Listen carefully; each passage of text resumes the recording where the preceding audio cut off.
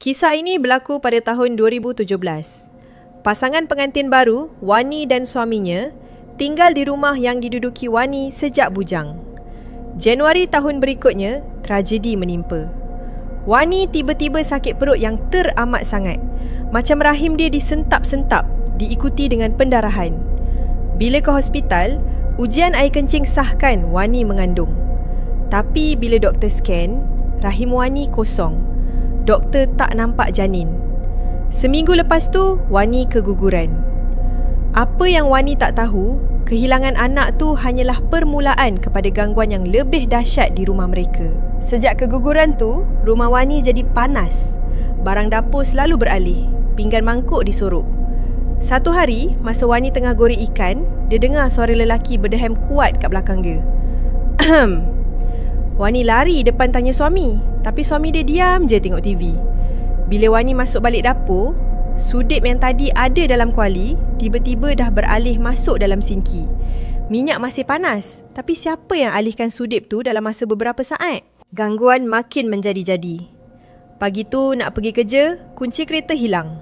Puas cari, satu rumah tak jumpa. Wani dah geram, dia cakap, "Kalau macam ni, aku call ustaz lah." Tiba-tiba, kunci tu muncul elok je tersusun atas meja makan. Benda tu takut dengan ustaz rupanya. Kemuncaknya, pukul 3 pagi, Wani terjaga dengan lagu. Bila dia dan suami keluar bilik, TV kat ruang tamu tengah on. Paling seram, remote TV tu duduk elok atas TV. Padahal sebelum tidur, memang dah tutup semua suis. Cuma TV je menyala dalam gelap, pancarkan cahaya kat ruang tamu yang sunyi tu.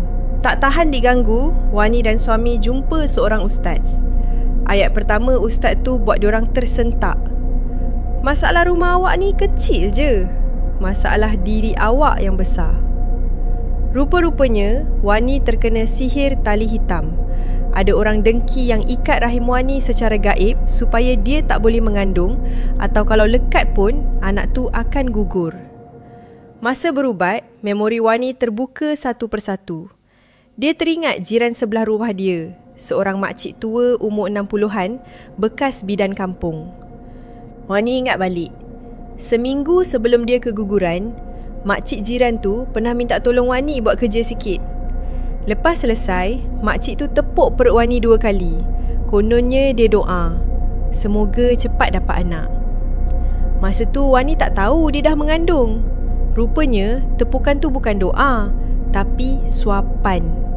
Doktor tak nampak janin Wani sebab janin tu dah dimakan oleh kadam belaan makcik tu. Ustaz berjaya tangkap makhluk tu dan buang ke laut. 2 hari lepas tu, makcik tu datang ketuk pintu rumah Wani bagai nak gila. Makcik tu tanya Wani dengan muka pucat, "Wani, kamu ada nampak tak kawan makcik? Besar tinggi orangnya." Suami Wani halau makcik tu balik. Ustaz bagi tahu, makcik tu bukan berdendam, tapi dia terdesak. Dia dah tua, tak larat cari makan untuk belaan dia, jadi dia jadikan janin Wani sebagai mangsa. Bila ustaz dah buang benda tu, makcik tu jadi macam orang gila bayang sebab kawan dia dah hilang. Alhamdulillah, lepas berubat dan pagar rumah, Wani mengandung semula. Ingat pesan ni, jangan bagi orang sebarangan pegang perut kita, rambut sama hitam, hati lain-lain.